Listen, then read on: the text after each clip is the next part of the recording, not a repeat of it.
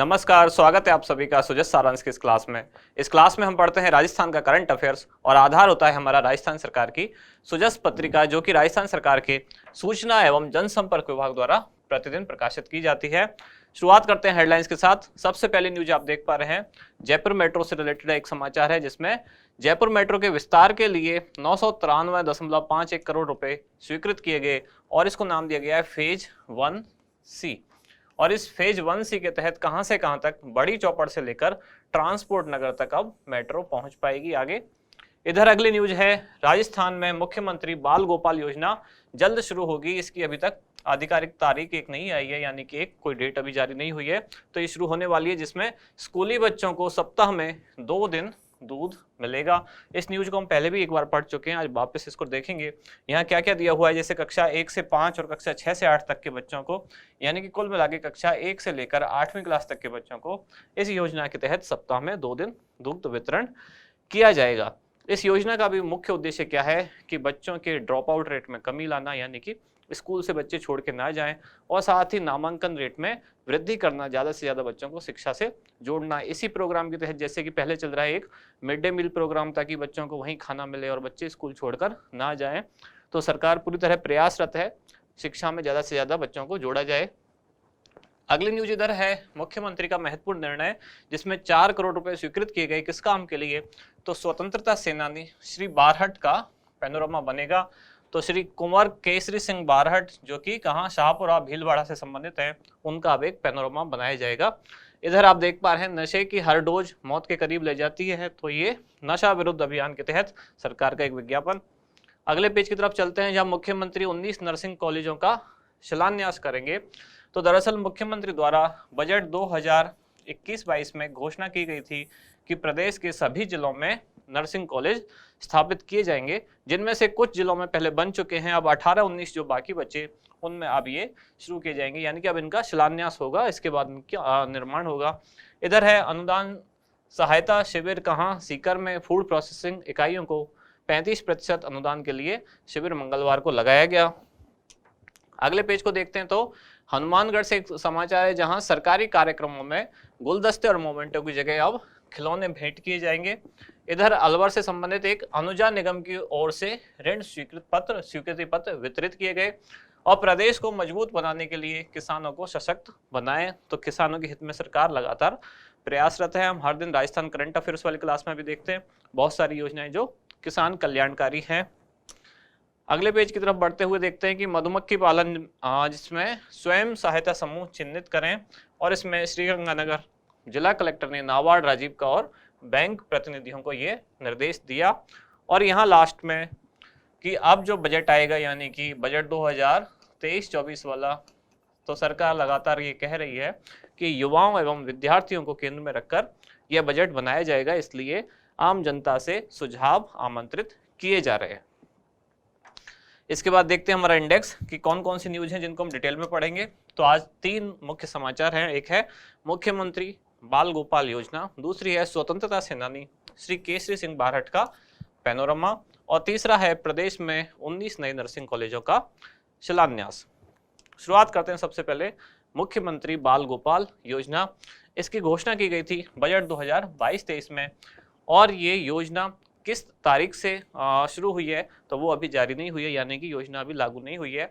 आज भी आपने फ्रंट पेज पे देखा था, जिसमें लिखा हुआ था योजना जल्द ही लागू की जाएगी, तो कुछ दिनों में ये शुरू हो सकती है। उद्देश्य क्या है? बच्चों को पोषण युक्त आहार उपलब्ध कराना।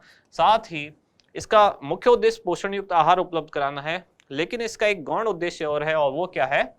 शिक्षा, यानी कि स्कूल के जो नामांकन दर है उसमें वृद्धि करना, और साथ ही स्कूल की जो ड्रॉप आउट रेट है, ड्रॉप आउट का मतलब अगर आप समझते हैं तो, यानी ड्रॉप आउट का मतलब होता है पढ़ाई बीच में छोड़ देना, या स्कूल बीच में छोड़ के वापस आ जाना, घर आ जाना, या मतलब स्कूल से नाम अपना हटवा लेना, वो ड्रॉप आउट कहते हैं जिसको। तो ड्रॉप आउट रेट में कमी लाना और नामांकन रेट में वृद्धि करना, यानी कि ज़्यादा से ज़्यादा बच्चों को शिक्षा से जोड़ना और विद्यालय छोड़ के जाने वाले बच्चों की संख्या में कमी करना, ये उसके कुछ छुपे हुए उद्देश्य हैं, यानी कि कुछ गौण उद्देश्य हैं। मुख्य उद्देश्य क्या है? बच्चों को पोषण युक्त आहार उपलब्ध कराना। पात्रता, यानी कि किन बच्चों को इस योजना के तहत लाभ मिलेगा? तो मिड डे मील योजना से वर्तमान में लाभान्वित समस्त प्राथमिक व उच्च प्राथमिक, मदरसे, स्पेशल ट्रेनिंग सेंटर्स में अध्ययनरत कक्षा 1 से 8 तक के छात्र छात्राएं। यानी कि सामान्य भाषा में कह सकते हैं कि राजस्थान सरकार के जो भी विद्यालय हैं उनमें अध्ययनरत कक्षा 1 से 8 तक के जो छात्र छात्राएं हैं उन सभी को इस योजना के तहत लाभान्वित किया जाएगा।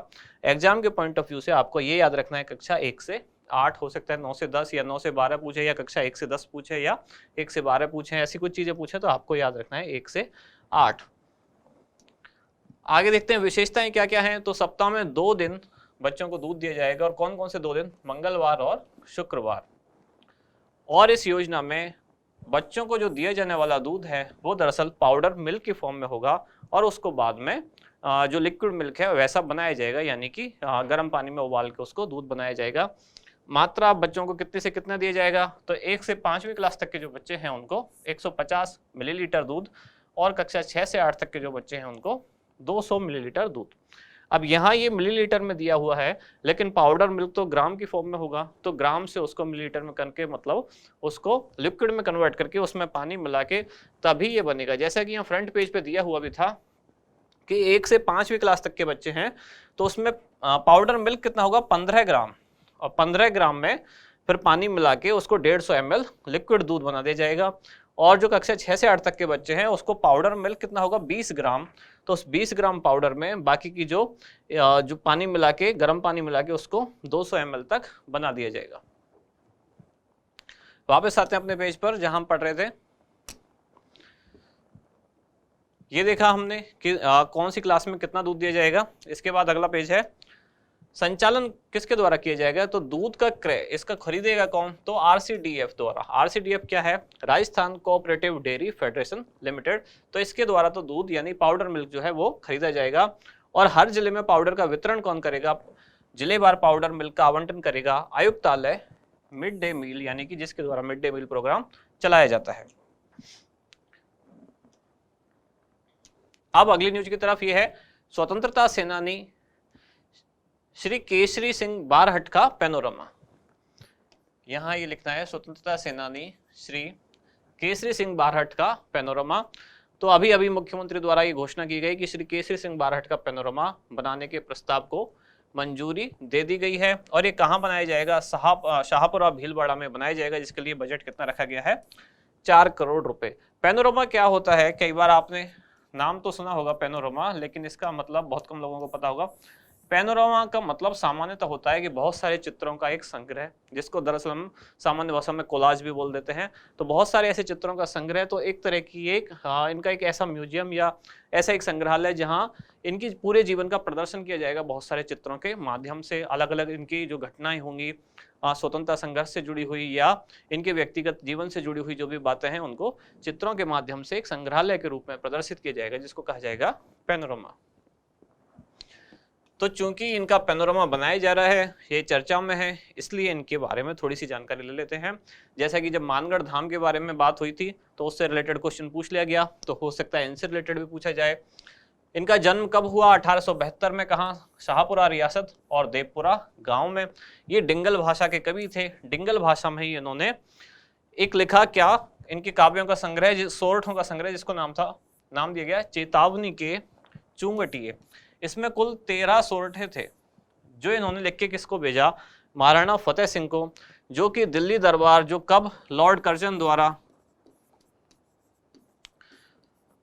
1903 में आयोजन किया गया, किसका, दिल्ली दरबार का। और राजस्थान की जितनी या पूरे भारत की जो भी रियासतें थी सबके राजा महाराजाओं को वहां बुलाया गया। तब इस बात से आहत होके किसने, केसरी सिंह बारहट ने एक सोरठों का, यानी कि आप सामान्य भाषा में समझें तो एक कविताओं का संग्रह लिख के भेजा मेवाड़ के महाराणा फतेह सिंह को।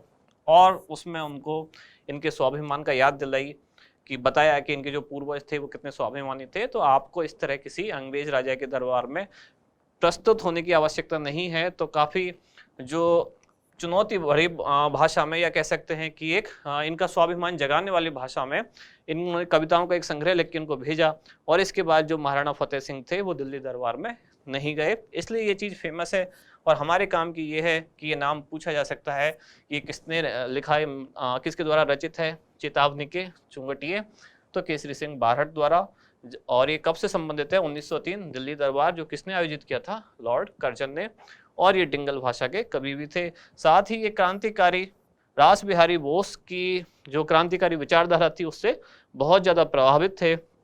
यहाँ तक कि इन्होंने अपने छोटे भाई को, अपने बेटे को और अपने दामाद को भी इनसे जो क्रांतिकारी इनकी क्रांतिकारी गतिविधियां हैं उनको सीखने के लिए, समझने के लिए या उनके विचारों को जानने के लिए इन्होंने अपने छोटे भाई को, अपने बेटे को और अपने दामाद को रास बिहारी बोस के पास भेजा सारी चीजें समझने के लिए। तो रास बिहारी बोस के ये काफी करीबी माने जाते हैं। लास्ट न्यूज है आज की, वो है प्रदेश में 19 नए नर्सिंग कॉलेजों का शिलान्यास। इसके बारे में क्या क्या जानकारियां हैं? तो मुख्यमंत्री द्वारा पाली के मेडिकल कॉलेज परिसर में एक राज्य स्तरीय शिलान्यास समारोह का आयोजन किया गया और इस समारोह के माध्यम से वर्चुअल तरीके से 19 स्थानों पर नए राजकीय नर्सिंग कॉलेजों का शिलान्यास हुआ। और ये इसका कारण क्या है? बजट 2021-22 में मुख्यमंत्री द्वारा घोषणा की गई कि सभी जिलों में राजकीय नर्सिंग कॉलेज खोले जाएंगे। तो इनमें से काफ़ी खोल दिए गए और कुछ लगभग 18-19 कॉलेज जो बचे हुए थे इसकी घोषणा की गई बजट 2022-23 में, यानी कि जो बचे हुए हैं कि अब जो रिमेनिंग है उनको भी आगे खोला जाएगा। तो जो बचे हुए कॉलेज हैं उनको अब, यानी कि कब की न्यूज है ये, कल के समाचार जो है, तो उसके हिसाब से अब जो बाकी के 19 जो बचे हुए नर्सिंग कॉलेज हैं उनको हर जिले में अब खोला जाएगा। सभी nursing college Rajasthan nursing council से मान्यता प्राप्त और राजस्थान स्वास्थ्य विज्ञान विश्वविद्यालय से संबद्ध हो गए। तो ये तो सिंपल सी बात ही है, अगर सरकारी मेडिकल कॉलेज या सरकारी नर्सिंग कॉलेज खोले जा रहे हैं तो वो सरकार की जो ऑफिशियल यूनिवर्सिटी है उनसे तो संबद्ध होंगे ही होंगे। और लास्ट में जो हम हमारा क्वेश्चन डिस्कस करते हैं, आज का क्वेश्चन क्या है? मुख्यमंत्री बाल गोपाल योजना के तहत सप्ताह में कौन से दिन दूध वितरित किया जाएगा? तो सोमवार व शुक्रवार, मंगलवार व शनिवार, बुधवार व शुक्रवार या मंगलवार व शुक्रवार। तो इसका क्या होगा उत्तर, वो बताएं आप कमेंट्स में। अब मिलते हैं अगली न्यूज के साथ अगली क्लास में। धन्यवाद।